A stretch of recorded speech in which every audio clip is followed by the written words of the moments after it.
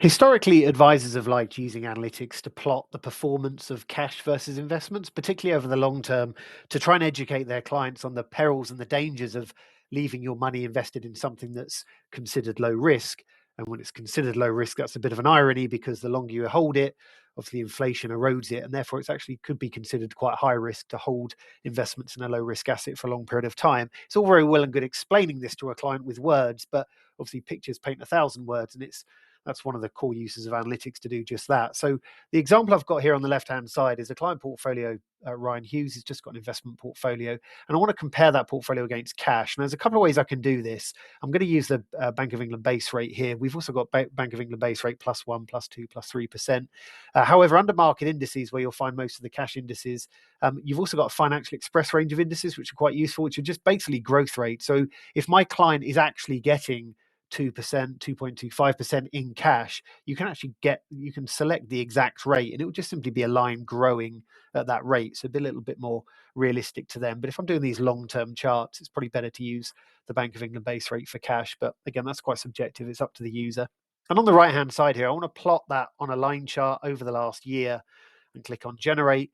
And it does exactly that. It will just plot for me the performance of Ryan's portfolio versus essentially cash. We can say, well, look, over a relatively short period of time, Mr. Klein, even though the base rate is paying quite a high amount at the moment, that investment portfolio of yours has still managed to generate net of charges at almost 1.5% above the base rate. And then we can start extending that performance period a little more. So on the right hand side, if you click on add period, you can click this 3 times. And after the third time, it disappears. And I can have up to 4 periods. So I can say, okay, well, I want to do 1 year, 5 year, maybe 7 year, and I'll do 10 year as well.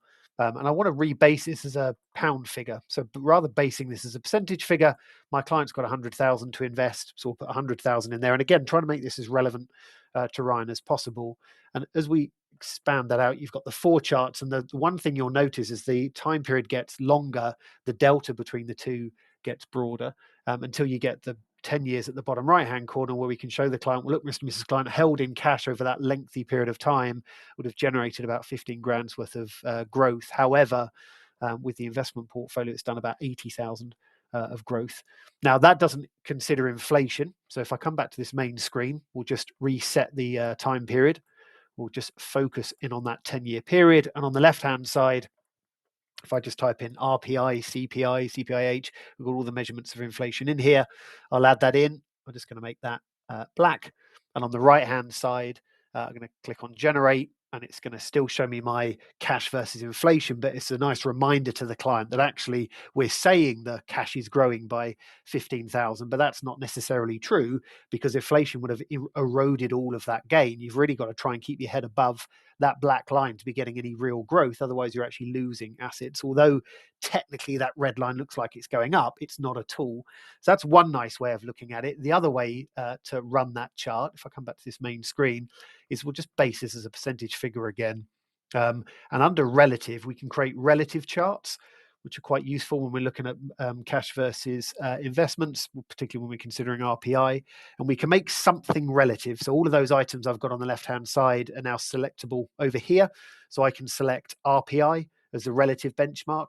And if I click on generate, it does exactly that. It will just basically flatline RPI along the middle of my chart at 0%. And now it's showing anything above or below that. So we can show Ryan that, look, over that long arc of time, you've done very well and you've outperformed inflation, got some real growth of just shy of 20%.